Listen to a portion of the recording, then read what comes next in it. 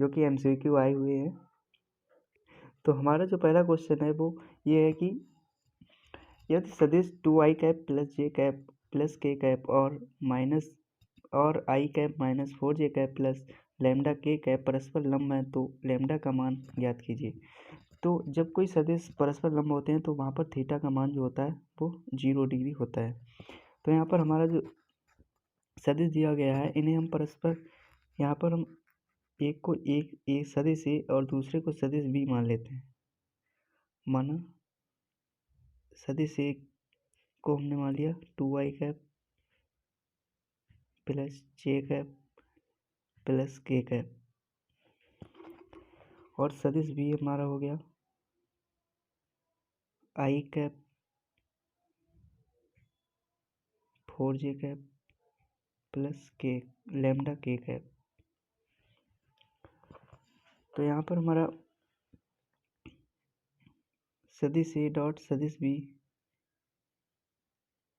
Equal to हो जाएगा A dot B cos theta.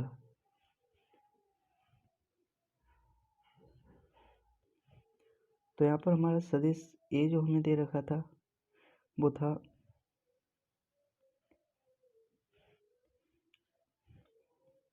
2i cap plus j cap plus का k cap, और हमारा सदिश बी जो दे रखा था वो हमारा था i cap minus 4j cap plus lambda k cap. और जो कॉस थीटा का मान था, कॉस थीटा हमें 0 दे रखा था। तो ये हमारा हो जाएगा, जब हम इसका अदिश गुणन करेंगे तो हमारा हो जाएगा, ये आ जाएगा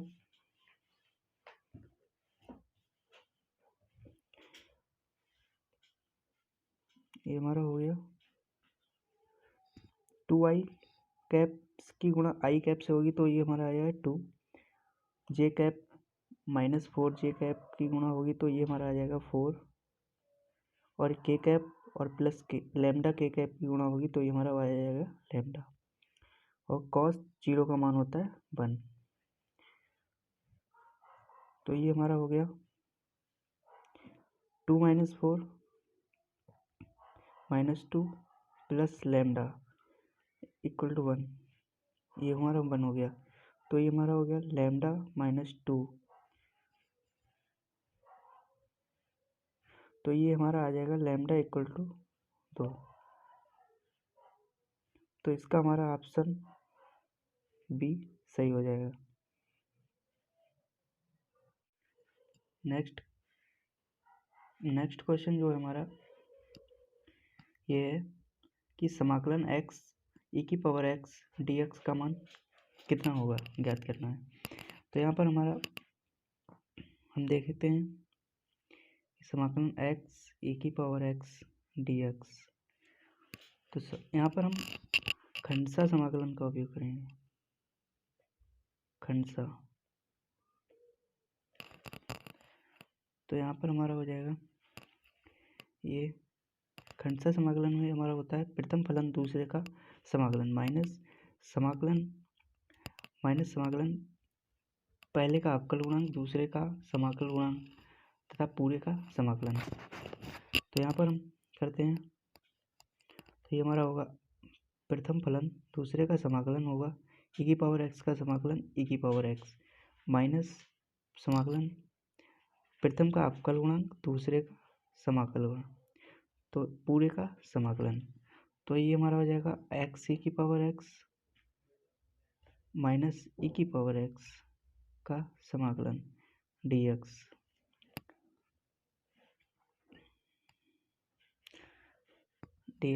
तो ये हमारा हो जाएगा x e की पावर x माइनस e की पावर x का समाकलन e की पावर x प्लस c। तो ये हमारा हो गया, यहाँ से हम e की पावर x को कॉमन ले लेते हैं तो ये हमारा आता है x माइनस 1 e की power x minus 1 plus c। तो ये हमारा आंसर आ जाता है, और हमारा जो ऑप्शन होगा वो ये हमारा हो गया थर्ड ऑप्शन करेक्ट हो गया। तो हमारा नेक्स्ट क्वेश्चन है, निम्न अवकल समीकरण की घात व कोट बताइए। इस क्वेश्चन में सबसे पहले हमें तो ये देखना होगा कि हमें ये देखना होता है कि इसमें जो अधिकतम घात का अधिकतम कोट का अवकलन है उसकी जितनी घात होगी वही हमारा अवकल समीकरण की घात हो जाएगी। तो यहाँ पर हमारा जो अवकल समीकरण की घात है, पहले तो हमें अवकल समीकरण की कोट को देखना है। अवकल समीकरण की कोट जो है वो यहाँ पर है 2। यहाँ पर जो दे रखा है इसका अवकल समीकरण की घात 2 दे रखी है। उच्चतम कोटि का अवकलन है, तो यहाँ पर ये हो जो हमारा होगा अवकल समीकरण की घात होगी, अवकल समीकरण की घात वो हमारी हो जाएगी उच्चतम कोटि के अवकल गुणांक की घात जो होगी वो हमारी होगी 3।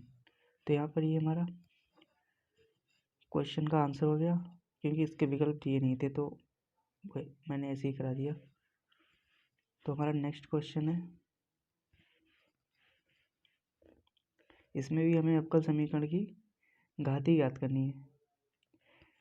तो यहाँ पर पूछा गया है कि क्वेश्चन जो है हमारा अवकल समीकरण d2y/dx2 की पावर 3 दी है, तो प्लस dy/dx की power 2 plus sign dy/dx plus 1। जहाँ पर भी हमारा ट्रिग्नोमेट्रिक फंक्शन दिया होता है, ट्रिग्नोमेट्रिक फंक्शन दिया होता है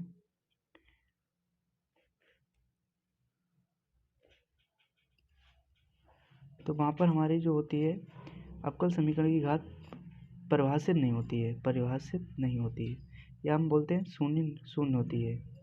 तो यहाँ पर हमारा इसका ऑप्शन 4 सही है। हमारा नेक्स्ट क्वेश्चन जो है हमारा स्क्रॉल हो गया, ये दिया हुआ है लिमिट 1 to √3 समाकलन dx upon 1 plus x square. तो यहाँ पर हम इसको करेंगे, इसको हम आई मान लेते हैं और करते हैं फिर 1√3 dx upon 1 plus x square. तो हमें पता है कि समाकलन of dx upon 1 plus x square होता है tan इनवर्स एक्स होता है। तो यहाँ पर हमारा हो जाएगा समाकलन आ जाएगा tan इनवर्स एक्स। बोर्ड सही से काम नहीं कर रहा है, तो यहाँ पर जो लिमिट हम इसकी लिमिट को रखेंगे। तो यहाँ पर जो होता है upper limit minus lower limit होता है। तो यहाँ पर सबसे पहले हम अपर लिमिट को रखेंगे, वो हमारी है √3 माइनस का tan इनवर्स 1, ये लिमिट हो गई हमारी। तो ये हमारा tan इनवर्स √3 हमारा मान होता है tan का √3 मान होता है tan π/6 का, tan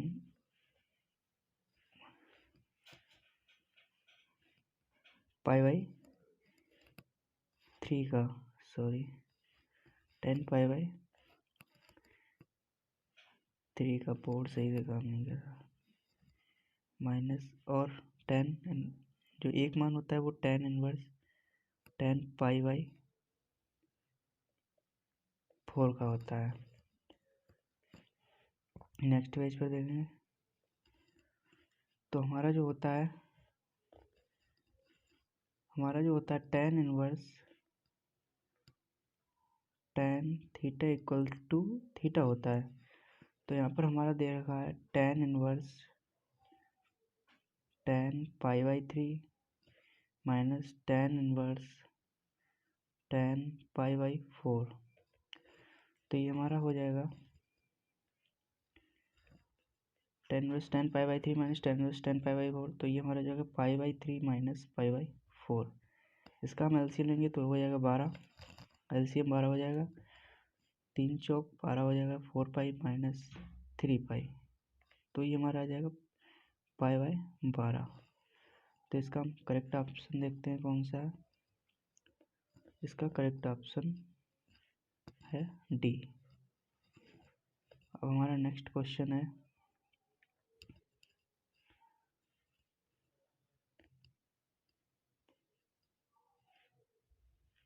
दिया हुआ कि यदि सदिश lambda I cap plus 4j cap plus 3k cap और 4i plus 2j cap minus 4k cap परस्पर लंब है तो लेमडा का मान ज्ञात कीजिए। ये हमारा क्वेश्चन बिल्कुल फर्स्ट क्वेश्चन की तरह है। तो इसे हम देखते हैं कि पहले हम यहाँ पर इन दोनों को सदिश ए सदिश ए सदिश बी मान लेंगे क्रमशः। माना सदिश ए इक्वल टू दिया है lambda I cap plus 4j cap plus 3k cap, और हमारा सदिश बी जो दिया है वो है 4i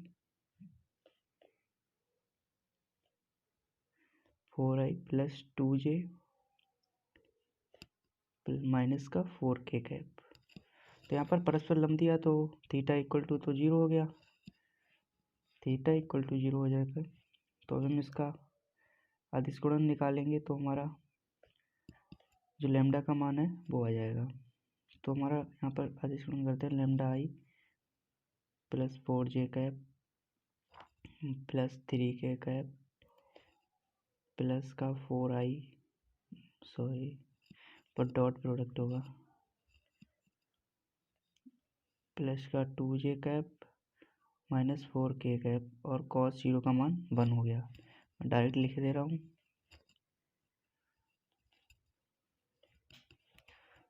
तो यहाँ पर जो हमारा आंसर आने वाला है वो है लेमडा की 4 से मल्टीप्लाई होगा तो हमारा आ जाएगा 4 लेमडा प्लस 4j की 2j से गुणा होगी 2j से गुणा होगी तो आया जाएगा 8 माइनस 3।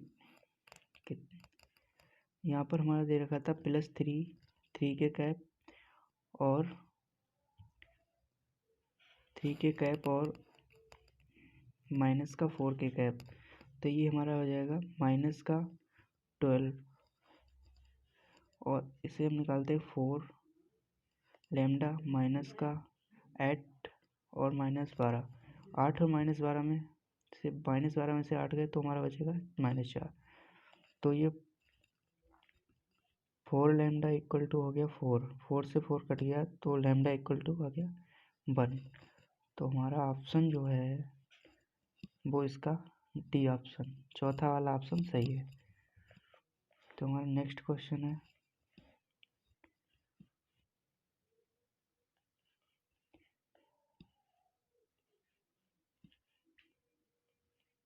अवकल समीकरण X Y D two of Y upon D X two plus X D Y upon D X का whole square minus Y D Y upon D X equal to 2 की कोटि है। तो इसमें हम जो उच्चतम कोटि है जिस किसी भी अवकल गुणांक की उच्चतम कोटि है तो वही उसकी कोट हो जाएगी। तो यहाँ पर अवकल समीकरण की कोट हो जाएगी, अवकल समीकरण की कोट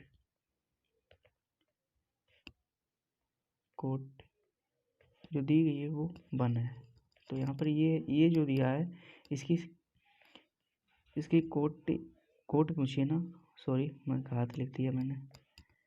अवकल समीकरण की कोट जो हो जाएगी वो 2 हो जाएगी। तो इसका जो ऑप्शन होगा वो सेकंड ऑप्शन सही होगा।